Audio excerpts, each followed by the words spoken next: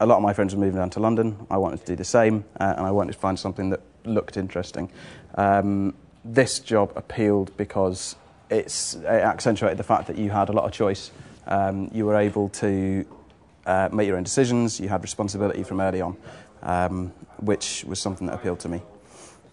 In terms of the way people approach their work, it can be totally different, which is dealt with. I mean, there's no sort of structure or obvious training regime which builds you into one particular kind of person that's going to fit one particular kind of person. It's pretty open and pretty flexible. People are quite active, I'd say. I mean, more the circle that I move in at work, there tends to be a lot more talk about running marathons, going to the gym, jumping themselves out of planes, that sort of thing, than I tend to get in my friend circle. I don't know whether that's because my friends are all boring. But they're quite a sociable group, pretty interested and pretty driven as well. I live and have lived with for years a group of lawyers, all big corporate lawyers. I tend to work shorter hours than them, which is wonderful. But the big difference, I think, is the responsibility I get here. I go home and talk to them about the sort of things I've done in a day's work and then compare it to what they've done. It tends to be very much they're given something to do, then they do it to the best of their ability, whereas here you decide what you want to do, you move on yourself and you try and develop something there.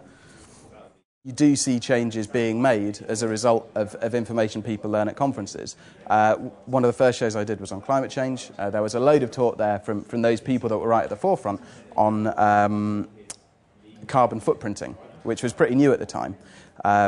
If you look at the people that were attending our conference, and then you look at the people that came in with carbon footprinting themselves, there's a big correlation.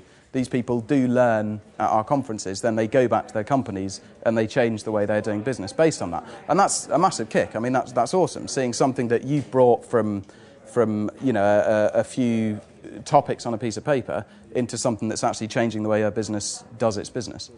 The skills you learn here, I think, are massively transferable. I think that my CV is going to look, hopefully, pretty awesome by the time I leave here, because you learn, how to work independently. You learn fantastic communication skills, both in terms of speaking to these, senior legends from business, and also in terms of written communication, in terms of marketing and that sort of thing, speaking to different groups, finding what things work for some groups, what things work for others.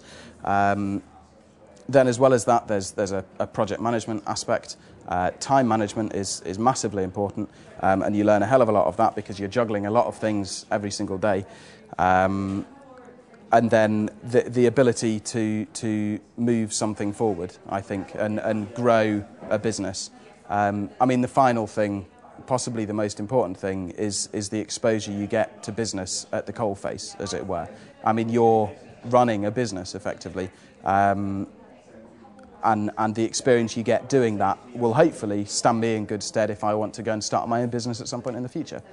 On business more broadly, I think I've got a far better understanding. I mean, you're expected to look at budgets. You're expected to choose how much money you want to spend on marketing. You're expected to look at ROI, that sort of thing.